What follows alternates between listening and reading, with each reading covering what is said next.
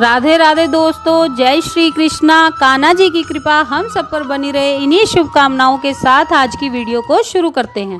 दोस्तों, आप सबका हमारे YouTube चैनल भक्ति में आस्था पर हार्दिक स्वागत है। आज की इस वीडियो में हम आपको श्री शिव महापुराण की रुद्र संहिता का 17वां और 18वां अध्याय पढ़कर सुनाएंगे। आप सबसे रिक्वेस्ट है कि वीडियो को पूरा और ध्यान से सुनिएगा। चलिए वीडियो को शुरू करते हैं। दक्ष के द्वारा महान यज्ञ का आयोजन, उसमें ब्रह्मा विष्णु देवताओं और ऋषियों का आगमन, दक्ष द्वारा सबका सत्कार, यज्ञ का आरंभ, दधीच द्वारा भगवान शिव को बुलाने का अनुरोध और दक्ष के विरोध करने पर शिव भक्तों का वहां से निकल जाना। ब्रह्मा जी कहते हैं, नारद, एक समय दक्ष ने एक बहुत बड़े यज्ञ का आरंभ किया। उस यज्ञ की दीक्षा लेकर उन्होंने उस समय समस्त देव ऋषियों, महर्षियों तथा देवताओं को बुलवाया।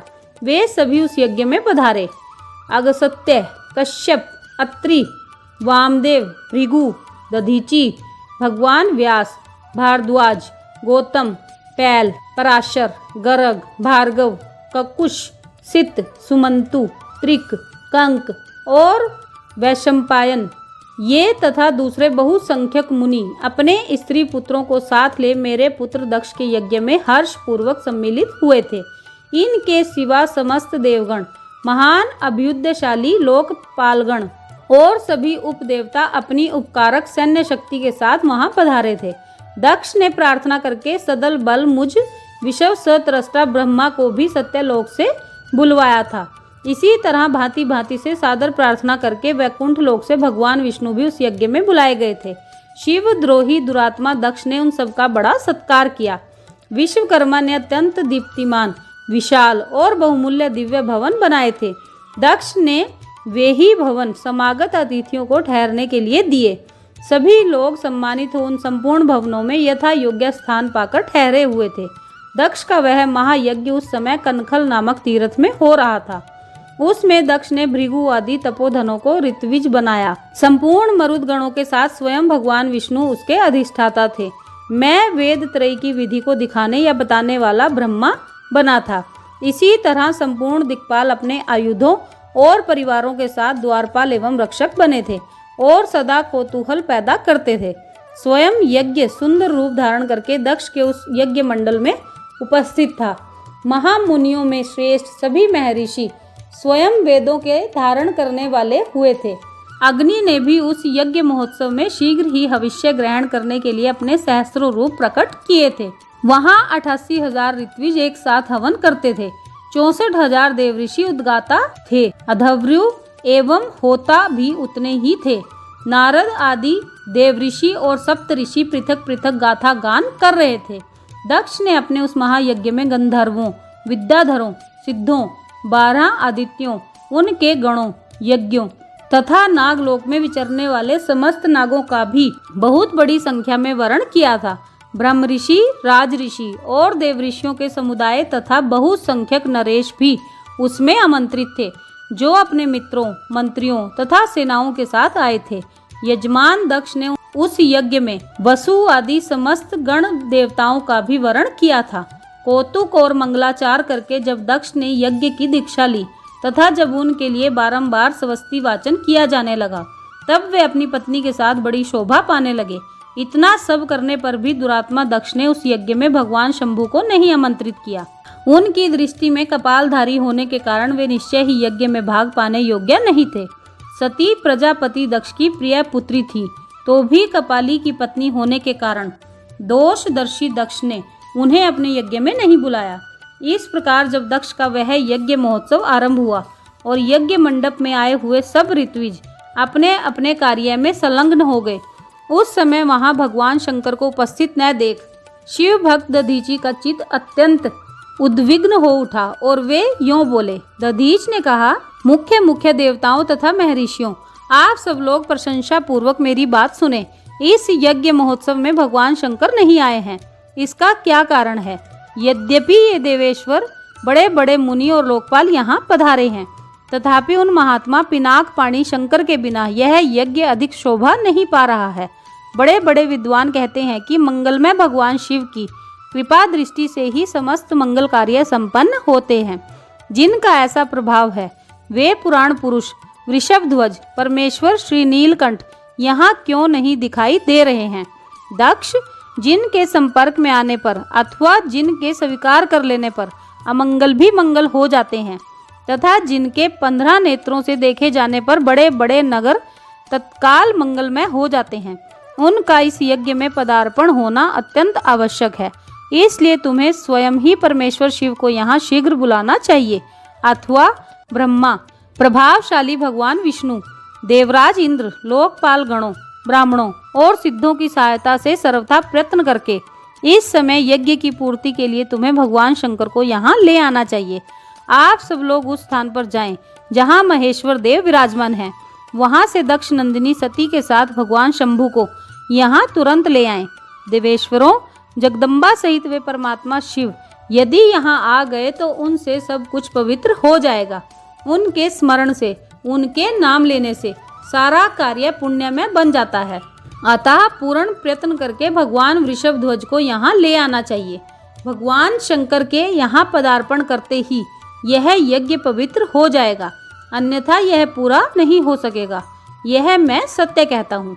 दधीच का यह वचन सुनकर दुष्ट बुद्धि वाले मूढ़ दक्ष ने हंसते हुए से रोष पूर्वक कहा, भगवान विष्णु संपूर्ण देवताओं के मूल हैं, जिनमें सनातन धर्म प्रतिष्ठित है। जब इनको मैंने सादर बुला लिया है तब इस यज्ञ कर्म में क्या कमी हो सकती है, जिनमें वेद, यज्ञ और नाना प्रकार के समस्त कर्म प्रतिष्ठित हैं। वे भगवान विष्णु तो यहाँ आ ही गए हैं। इनके सिवा सत्यलोक से लोक पिता में ब्रह्मा वेदों, उपनिषदों और विविध आगमों के साथ यहाँ पधारे हैं। देवगणों के साथ स्वयं देवराज इंद्र का भी शुभागमन हुआ है तथा आप जैसे निष्पाप महर्षि भी यहाँ आ गए हैं। जो महर्षि यज्ञ में सम्मिलित होने के योग्य, शांत और सुपात्र हैं, वेद और वेदार्थ के तत्व को जानने वाले हैं और दृढ़ता पूर्वक व्रत का पालन करते हैं, वे सब और स्वयं आप भी जब यहाँ पदार्पण कर चुके हैं तब हमें यहाँ रुद्र से क्या प्रयोजन है? विप्रवर, मैंने ब्रह्मा जी के कहने से ही अपनी कन्या रुद्र को ब्याह दी थी। वैसे मैं जानता हूँ हर कुलीन नहीं है, उनके न माता है न पिता। वे भूतों, प्रेतों और पिशाचों के स्वामी हैं, अकेले रहते हैं। उनका अतिक्रमण करना दूसरों के लिए अत्यंत कठिन है। वे आत्म प्रशंसक, मूढ़, जड़, मौनी और ईर्ष्यालु हैं। इस यज्ञ कर्म में बुलाए जाने के योग्य नहीं हैं, इसलिए मैंने उनको यहाँ नहीं बुलाया है।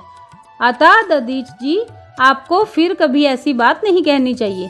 मेरी प्रार्थना है कि आप सब लोग मिलकर मेरे इस महान यज्ञ को सफल बनावें। दक्ष की यह बात सुनकर दधीच ने समस्त देवताओं और मुनियों के सुनते हुए यह सार गर्भित बात कही। दधीच बोले, दक्ष, उन भगवान शिव के बिना यह महान यज्ञ अयज्ञ हो गया। अब यह यज्ञ कहलाने योग्य ही नहीं रह गया। विशेषतः इस यज्ञ में तुम्हारा विनाश हो जाएगा। ऐसा कहकर दधीच दक्ष की यज्ञशाला से अकेले ही निकल पड़े और तुरंत अपने आश्रम को चल दिए। तदंतर जो मुख्य शिव भक्त तथा शिव के मत का अनुसरण करने वाले थे, वे भी दक्ष को वैसा ही शाप देकर तुरंत वहां से निकले और अपने आश्रमों को चले गए। मुनिवर दधीच तथा दूसरे ऋषियों के उस यज्ञ मंडप से निकल जाने पर दुष्ट बुद्धि शिवद्रोही दक्ष ने उन मुनियों का उपहास करते हुए कहा। दक्ष बोले, जिन्हें शिव ही प्रिय है वे नाम मात्र के ब्राह्मण दधीच चले गए। उन्हीं के समान जो दूसरे थे वे भी मेरी यज्ञशाला से निकल गए। यह बड़ी शुभ बात हुई। मुझे सदा यही अभीष्ट है। देवेश, देवताओं और मुनियों, मैं सत्य कहता हूँ। जिनके चित्त की विचार शक्ति नष्ट हो गई है, जो मंद बुद्धि हैं और मिथ्यावाद में लगे हुए हैं, ऐसे वेद बहिष्कृत दुराचारी लोगों को यज्ञ कर्म में त्याग ही देना चाहिए। विष्णु आदि आप सब देवता और ब्राह्मण वेदवादी हैं, अतः मेरे इस यज्ञ को शीघ्र ही सफल बनावें।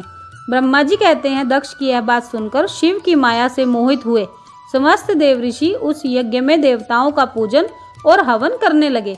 मुनीश्वर नारद, इस प्रकार उस यज्ञ को जो शाप मिला उसका वर्णन किया गया। अब यज्ञ के विध्वंस की घटना को बताया जाता है, उसे भी आदर पूर्वक सुनो। ये था 17वां अध्याय। अब 18वां अध्याय सुनिए। दक्ष यज्ञ का समाचार पा सती का शिव से वहां चलने के लिए अनुरोध। दक्ष के शिवद्रोह को जानकर भगवान शिव की आज्ञा से देवी सती का पिता के यज्ञ मंडप की ओर शिवगणों के साथ प्रस्थान। ब्रह्मा जी कहते हैं, नारद, जब देवऋषि गण बड़े उत्साह और हर्ष के साथ दक्ष के यज्ञ में जा रहे थे, उसी समय दक्ष कन्या देवी सती गंधमादन पर्वत पर चंदोवे से युक्त धारागृह में सखियों से घिरी हुई भांति भांति की उत्तम क्रीड़ाएं कर रही थी। प्रसन्नता पूर्वक क्रीड़ा में लगी हुई देवी सती ने उस समय रोहिणी के साथ दक्ष यज्ञ में जाते हुए चंद्रमा को देखा। देखकर वे अपनी हितकारिणी प्राण प्यारी श्रेष्ठ सखी विजया से बोली, मेरी सखियों में श्रेष्ठ प्राण प्रिय विजय, जल्दी जाकर पूछ तो आ, ये चंद्रदेव रोहिणी के साथ कहाँ जा रहे हैं। सती के इस प्रकार आज्ञा देने पर विजया तुरंत उनके पास गई और उसने यथोचित शिष्टाचार के साथ उनसे पूछा, चंद्रदेव आप कहाँ जा रहे हैं। विजया का यह प्रश्न सुनकर चंद्रदेव ने अपनी यात्रा का उद्देश्य आदरपूर्वक बताया। दक्ष के यहाँ होने वाले यज्ञोत्सव आदि का सारा वृतांत उससे कहा। वह सब सुनकर विजया बड़ी उतावली के साथ देवी के पास आई और चंद्रमा ने जो कुछ कहा था वह सब उसने कह सुनाया। उसे सुनकर कालिका सती देवी को बड़ा विषम्य हुआ। अपने यहाँ सूचना न मिलने का क्या कारण है, यह बहुत सोचने विचारने पर भी उनकी समझ में नहीं आया। तब उन्होंने पार्षदों से घिरे अपने स्वामी भगवान शिव के पास आकर भगवान शंकर से पूछा। सती बोली, प्रभो मैंने सुना है कि मेरे पिताजी के यहाँ कोई बहुत बड़ा यज्ञ हो रहा है, उसमें बहुत बड़ा उत्सव होगा, उसमें सब देव ऋषि एकत्र हो रहे हैं। देव देवेश्वर पिताजी के उस महान यज्ञ में चलने की रुचि आपको क्यों नहीं हो रही है। इस विषय में जो बात हो वह सब बताइए। महादेव, सुहृदों का यह धर्म है कि वे सुहृदों के साथ मिलें जुलें। यह मिलन उनके महान प्रेम को बढ़ाने वाला होता है। अतः प्रभो मेरे स्वामी, आप मेरी प्रार्थना मानकर सर्वथा प्रयत्न करके मेरे साथ पिताजी की यज्ञशाला में आज ही चलिए।